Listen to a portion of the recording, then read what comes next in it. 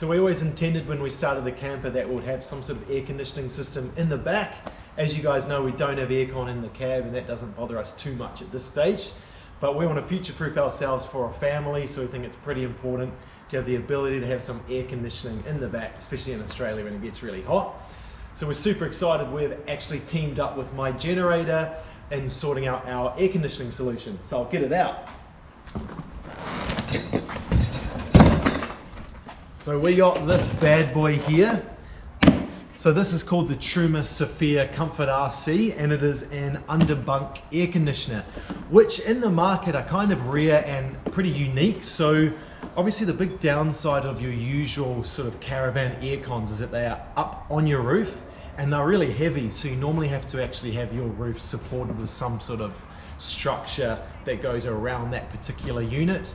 Not to mention it puts it quite high, and as you guys know, our box is pretty high as it is. So we always wanted to keep our weight as low as possible in the MOG with as many of our heavy items as possible.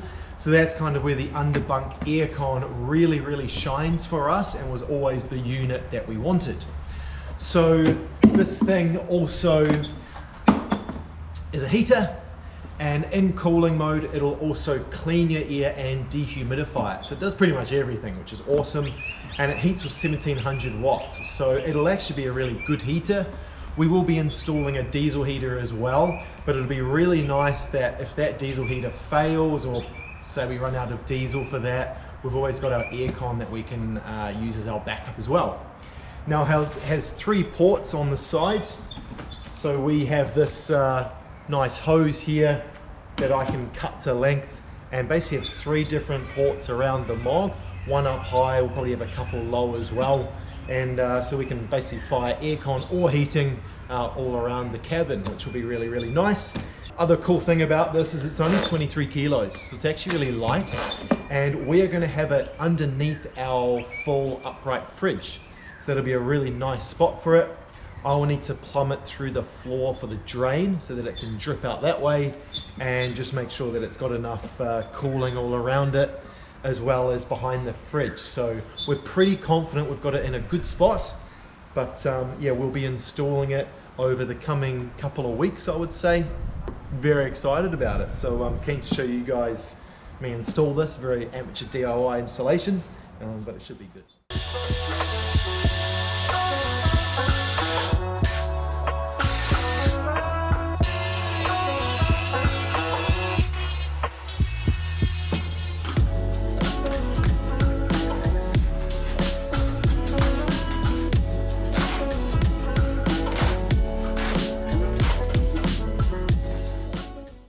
Cut the first length of the pipe, and that's going to work really well. I've left a little bit of extra.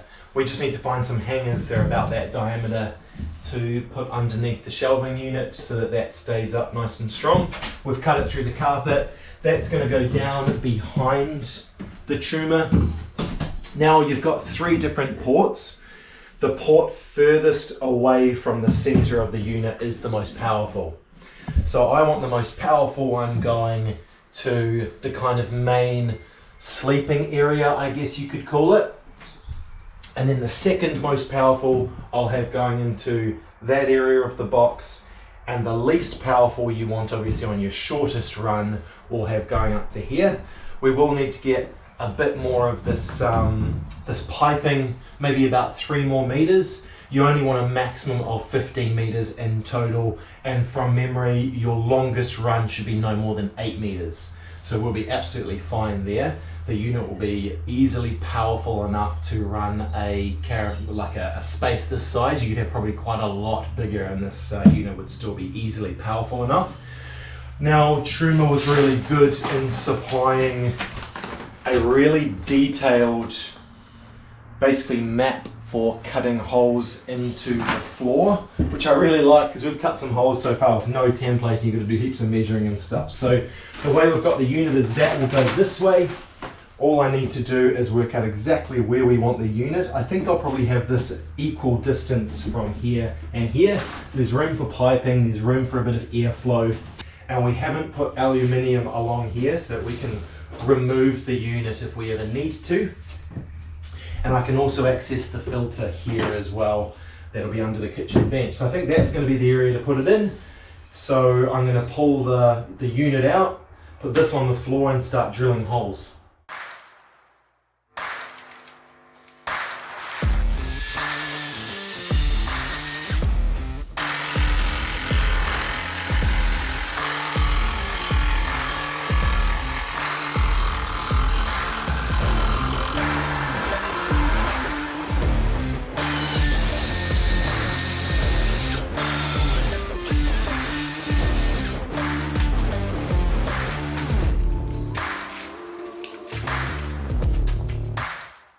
Okay, so yeah, all the holes have been done. So those are the two drainage holes. There's the air intake and outlet. Now we've got the mounting brackets. So this is shown on the template, which I'll do soon, but the mounting needs to go about there roughly. We've got a mounting plate here in the front. The back, we don't need one. We're going to have a little piece of rubber and then use our alley to secure the box, secure the unit. We'll have one of these here, rather there. And we'll have another piece of aluminium here. So it's cool that they supplied the brackets. And we're going to put in the drainage. That'll pop through there. And then I'll seal from underneath. And we've also got two metal grates to use that go underneath as well to stop any bugs or anything like that getting in. So I'm going to get stuck into that now and then we can put the unit in place. We have that on that side so I can get to it. Okay, so we got the Saphir all basically put into place. Actually super easy, so it's like lunchtime now and we've done the majority of the installation for this guy. So we're going to have our plumbing coming up along here with a piece of wood over the top. We still have this grill that is going to go here in the front, and that is so that this guy can be pulling in air. So obviously maybe an ideal setup under a bed, you'd have it like that. For us, this will be all open kitchen space or underneath the kitchen. So I'm thinking, just judging by some of the maths that I've done on it, it'll be fine here and it will have a lot of breathing room and still be able to pull air out of the rest of the cabin, I guess, the compartment. So that'll go there. Then we've got the infrared receiver for the remote. We're kind of just doing a bit of a brainstorm at the moment of where we'll put that. I'm thinking probably just down here near the grate. We'll do some tests first to see how sensitive this is. And then we've got the remote as well, which is cool. So, I mean, it is going to be a powerful unit. It'll, as we always knew, and with every aircon, it'll really suck power. So this is very much going to be something that we'll put on, I guess, irregularly. It's not going to be something that's on all day, every day. So a lot of the time it'll be potentially when we drive. So when we're driving, we'll have the solar working plus the alternator charging our lithium batteries, and that'll be a great time to have the aircon on in hot climates. So yeah, we're really excited about this. In fact, it's the first aircon engine I've owned. So yeah, it's cool. But yeah, installation was great. There's a few brackets. I've put them in slightly different positions than you normally would, just because it was peculiar to this setup. And I've also made another bracket out of aluminium and put it in the front here, so this guy gets no chance of it moving at all.